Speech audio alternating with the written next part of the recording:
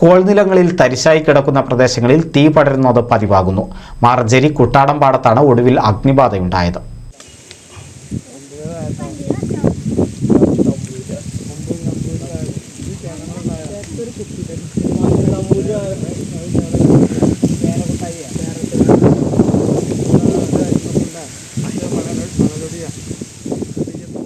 വീടുകളിലേക്ക് തീ പടർന്ന് അപകടങ്ങൾ സംഭവിക്കാൻ കാരണമാകുമെന്ന ആശങ്കയാണ് ആളുകളെ ഭീതിയിലാക്കുന്നത്.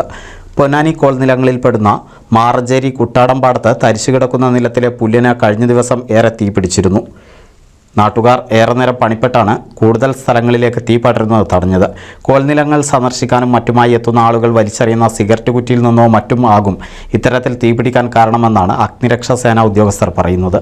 NCV news, Ponnani.